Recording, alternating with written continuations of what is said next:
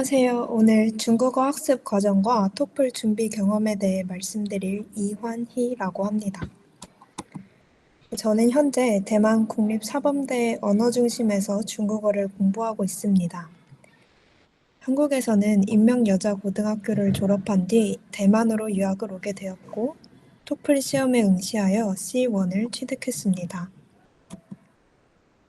오늘은 단순히 시험 점수를 얻는 과정이 아니라 실제로 사용할 수 있는 중국어 실력을 만들기 위해 어떤 학습 방법을 사용했는지 그 과정을 공유해 보려고 합니다.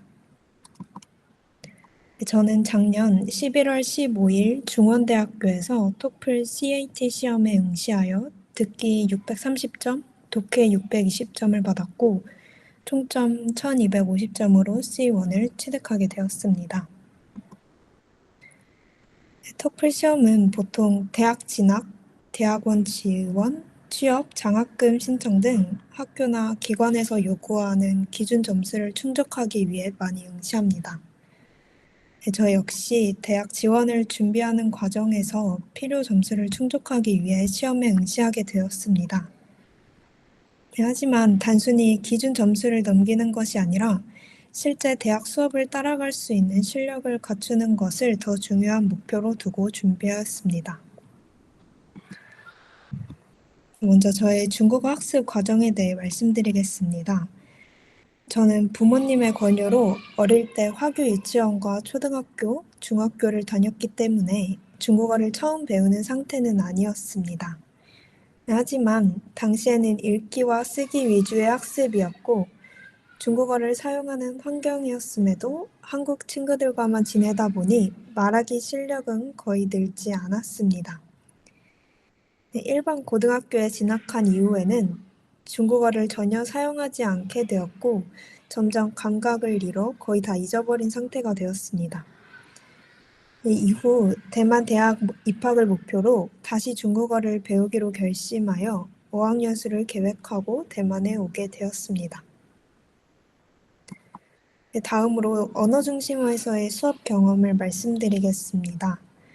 언어중심은 개강 전 온라인 분반 테스트를 통해 레벨 1부터 레벨 7 중 어느 단계에 해당하는지 안내받게 됩니다.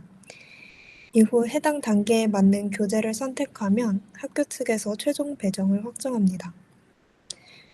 저는 시험 후에 레벨 5 반에 배정되었고 당대 중문과정 5권을 사용해 수업을 들었습니다. 또한 언어중심에서는 6개월에 한 번 무료 토플 모의고사를 응시할 수 있는데 저는 실제 시험을 치르기 한 달 전인 10월 22일 모의고사에서 B2 성적을 받게 되었습니다.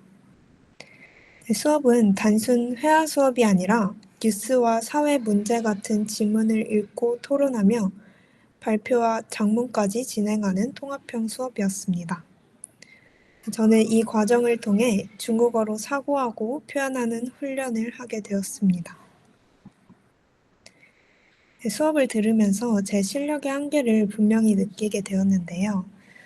토론 시간에는 말이 잘 나오지 않았고 발표에서도 자신감이 부족했습니다. 단어는 알고 있었지만 문장이 자연스럽게 이어지지 않는 상태였습니다.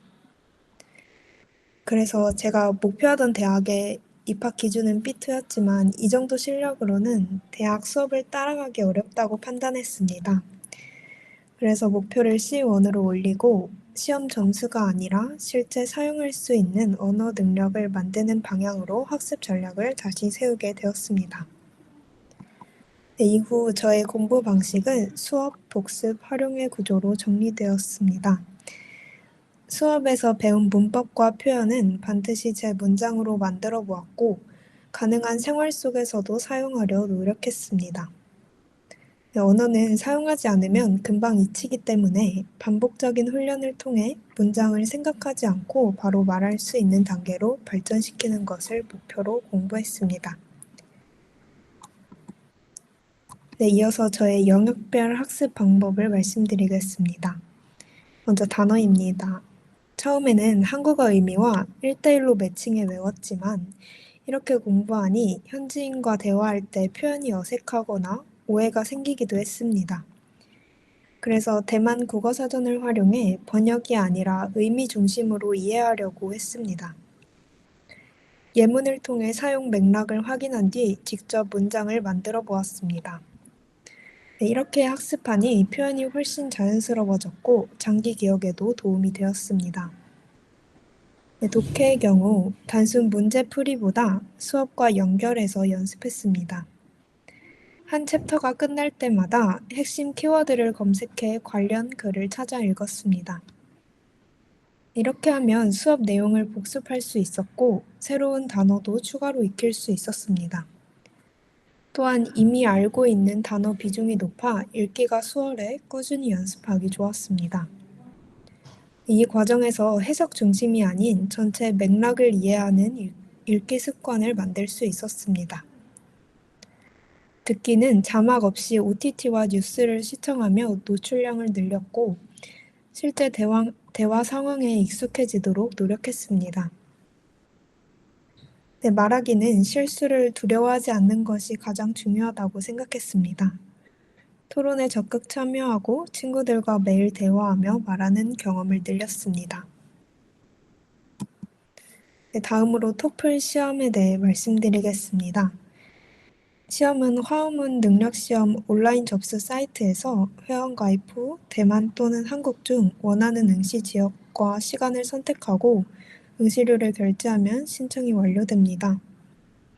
네, 앞서 말씀드린 것처럼 저는 대만 현지에 있는 중원대학교에서 시험에 응시했는데요. 시험을 보고 느낀 점은 실력뿐 아니라 시험 구조에 대한 이해도도 중요하다는 것이었습니다. 저는 접수를 늦게 해서 원하는 고사장을 선택하지 못했고 독해 문항 구조를 정확히 파악하지 못해 시간을 너무 급하게 사용했습니다.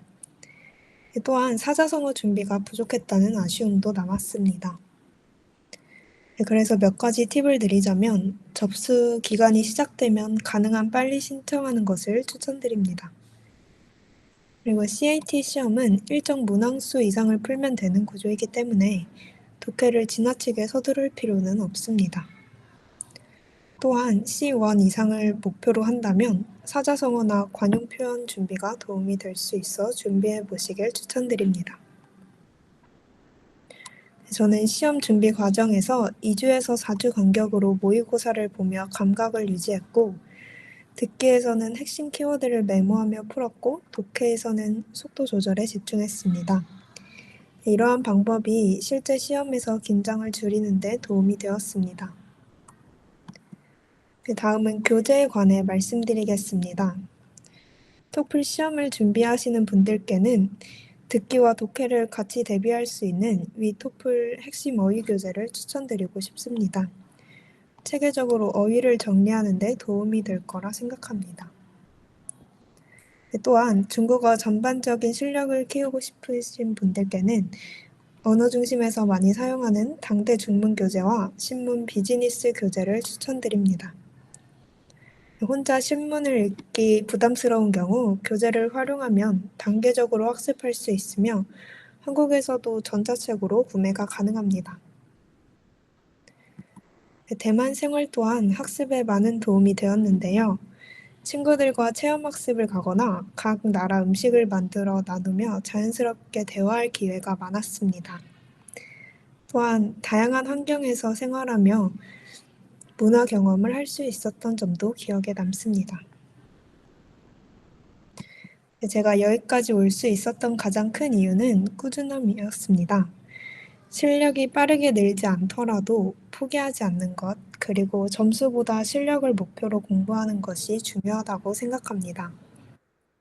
언어를 배우면서 저는 언어가 단순한 과목이 아니라 세상을 넓혀주는 도구라는 것을 느꼈습니다.